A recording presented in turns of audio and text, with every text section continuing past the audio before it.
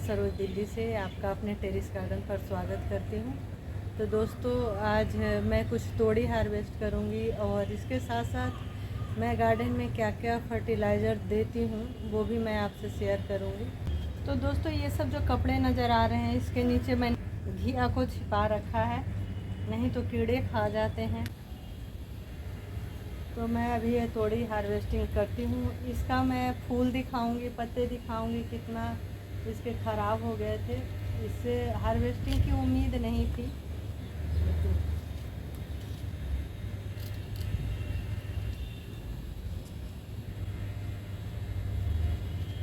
तो दोस्तों ये तोड़ी का प्लांट है जिसके पत्ते आप देख सकते हैं कि कैसे हो गए थे और सारे पत्ते इसी तरीके से हैं। इसके कोई पत्ते मैंने छिड़काव वगैरह भी किया था लेकिन इतना सुधार नहीं आया। पर आप देखें इसमें कि कितने फल और फूल लगे हुए हैं, भंवरे और मधुमक्खियाँ मंडरा रही है। तो ये वही पौधा है जो बिल्कुल लग रहा था ख़राब है। कई बार मैं सोच रही थी इसको हटा दूं क्योंकि इसमें फल आएंगे नहीं, लेकिन देखिए सब्र का फल हमेशा मीठा होता है। तो आप कई बार इस तरह भी छोड़ सकते हैं पेड़ पौधों को। मिट्टी अच्छी बनाएं, ज़रूर मिलेगा। तो ये वाला तोड़ी देखिए दोस्तों, अगर मुझे शिफ्टिंग का नहीं होता तो मैं लगा देती। और अभी इसमें काफ़ी बड़े बड़े तोड़ी आए थे। पिछले साल वाले वीडियो में आपने देखा होगा 2-4 सीड थे, हमने ऐसे ही जब किचन वेस्ट डाल रही थी उसके साथ डाल दिया था। और देखिए इधर ये भी लगता है करेला है, ये भी आ गया है। और ये इधर 2 तोड़ी थे जो किस रफ्तार से देखिए बढ़ रहे हैं। अब मुझे समझ नहीं आ रहा है कि क्या करूं, क्योंकि जब पौधे आ जाते हैं ना तो हमें हटाने में अच्छा नहीं लगता। आसपास कोई करते तो मैं उनको दे भी देती। ये हमारी तोड़ी टंकी के ऊपर चली गई, ऊपर छत पर, और देखिए घिया जैसा ही बड़ा है। तो दोस्तों एक ये है, इससे हमने पहले भी हार्वेस्ट किया था।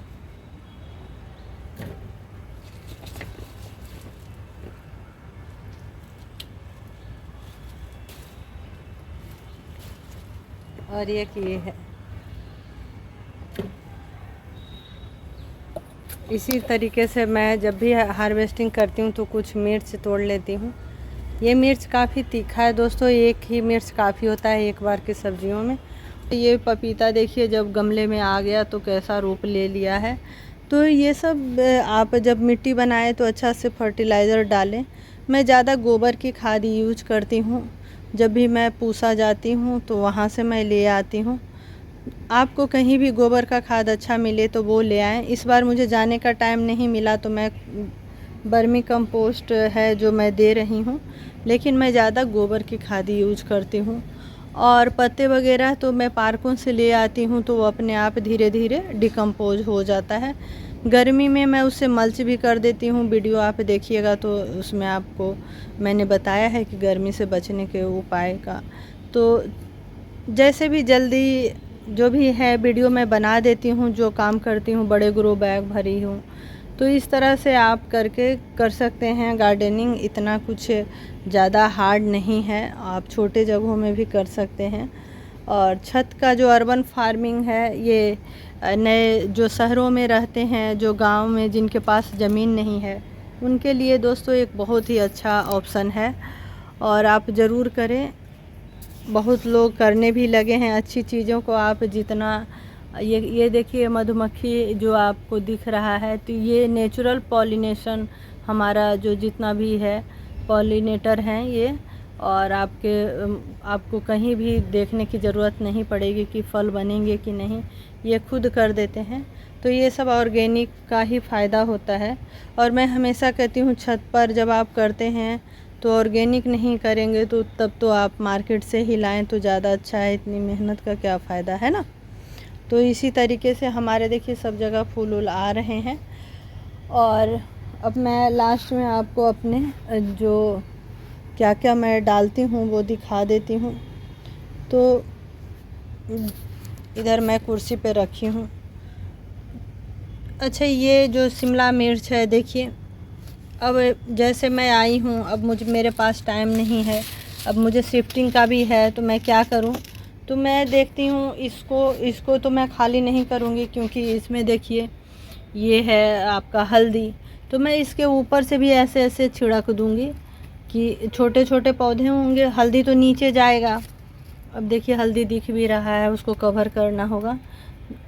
तो ये ऐसे मैं डाल दूँगी और 2-4-10 पौधे भी आ गए। इसके ऊपर अभी थोड़ा सा मैं मिट्टी और खाद मिलाकर डाल दूँगी। बस जब इसका टाइम होगा ये आ जाएंगे, 2-4-10 पौधे भी मिल जाएंगे। तो जैसे हमारी मिर्ची हुई है वैसे ही, ऐसे ही मैं छिड़क के चली गई थी, ऐसे ही हमारा शिमला मिर्च भी हो जाएगा। खाद की तो देखिए ये सरसों खली गर्मी में मैं कम यूज करती हूँ, विंटर में ज़्यादा होता है। इसको आप पानी में डाल दें, 2 से तीसरे दिन आप गर्मी में डाल सकते हैं, विंटर में आप चौथे 5वें दिन भी डाल सकते हैं। तो इस तरह से मैं मिट्टी में कम ही डालती हूँ, लिक्विड ज़्यादा डलता है।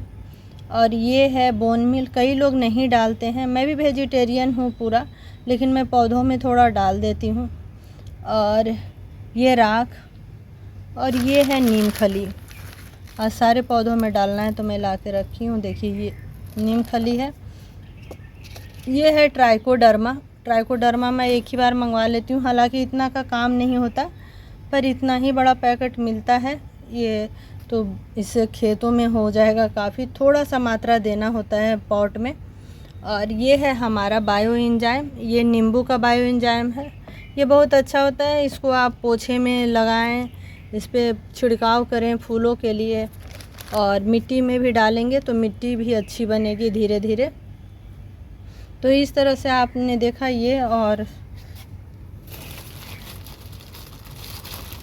ये है हमारा बर्मी कंपोस्ट। इस बार मैंने बर्मी कंपोस्ट ही मिला तो मैं यही मंगवा ली हूँ।